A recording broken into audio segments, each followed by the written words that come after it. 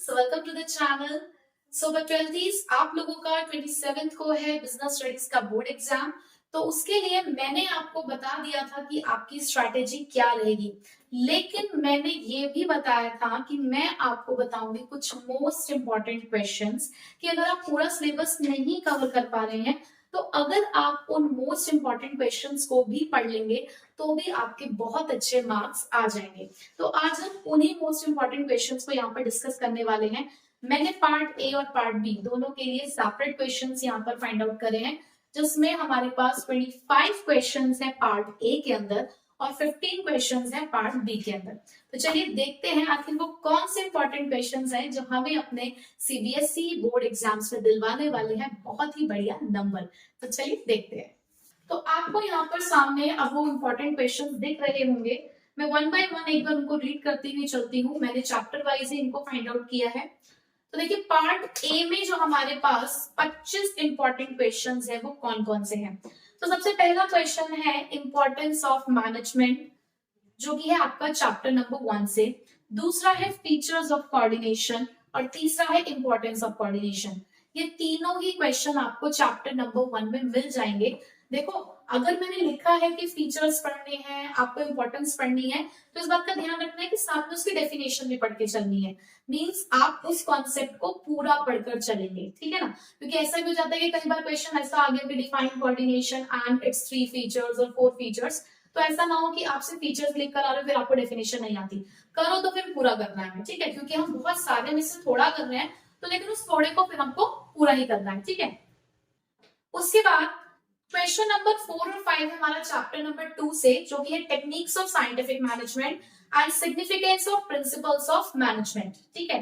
तो ये आपको प्रॉपर पूरा करना है। फिर 6th और 7th क्वेश्चन है हमारे पास चैप्टर नंबर 3 से, dimensions of business environment and importance of business environment. फिर उसके बाद हमारे पास दो क्वेश्चन है चैप्टर नंबर 4 से, steps in planning process and limitation of planning.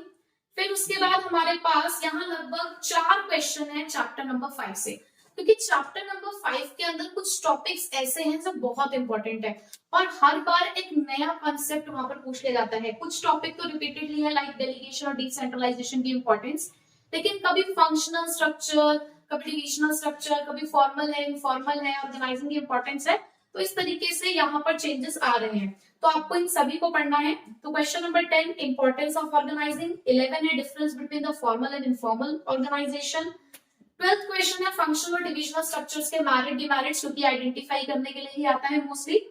13th question है the importance of delegation and decentralisation, यानी कि इन दोनों टॉपिक को आपको बहुत अच्छे से प्रिपेयर करना है। फिर हमारे पास 14th 15th क्वेश्चन है चैप्टर नंबर 6 से, जो कि है स्टाफिंग प्रोसेस, और 15th क्वेश्चन है एक्सटर्नल सोर्स ऑफ रिक्रूटमेंट, जिसमें आपको सोर्सेस के साथ साथ उसके मेरिट और डिमेरिट भी पढ़कर चलने हैं, ठीक है। 16th क्वेश्चन है हमारा स्टेप्स इन कंट्रोलिंग प्रोसेस, जो कि कंट्रोलिंग चैप्टर से है। 17th क्वेश्चन भी कंट्रोलिंग से है, importance of controlling. 18th 19th 20th ये क्वेश्चन है आपका डायरेक्टिंग चैप्टर से, जो कि है features of directing, leadership styles and the barriers of communication. Leadership styles और बैरियर्स ऑफ कम्युनिकेशन तो बहुत इंपॉर्टेंट है, बिल्कुल भी छोड़कर नहीं जाना है, ठीक है।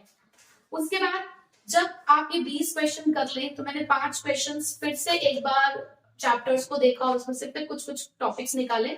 तो types of plan chapter number 4 से अगेन 22 क्वेश्चन है हमारा सिलेक्शन प्रोसेस, क्योंकि कई बार उसके टेस्ट या उसके 2-3 स्टेप्स हमें लिखने पड़ जाते हैं कि स्टार्टिंग के 2-3 क्वेश्चन में मेंशन होते हैं, उसके आगे क्या हमें लिखने होते हैं।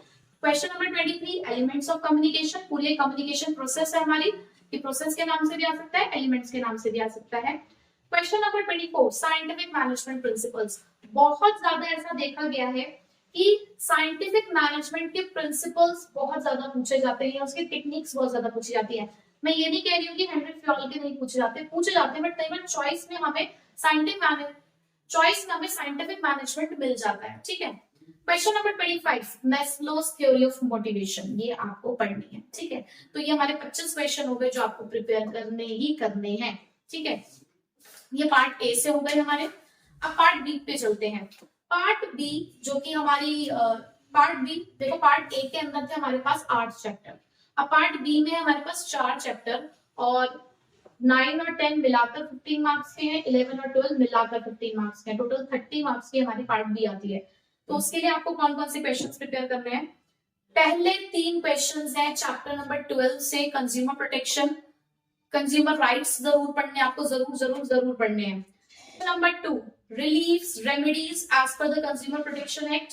क्वेश्चन नंबर 3, रेडरेसल एजेंसी, ज्यादातर इसका एमसीक्यू आता है रेडरेसल एजेंसी से रिलेटेड, तो उस तरीके से आपको इसको प्रिपेयर करना है। क्वेश्चन नंबर 4, 5, 6 ये है आपका मार्केटिंग से, factors determining price of a product, components of physical distribution and different functions of labelling. Question number 7, 8, 9 chapter number 10 से आपका financial market, functions of stock exchange very important, functions of SEBI this is also very important and the objectives of SEBI.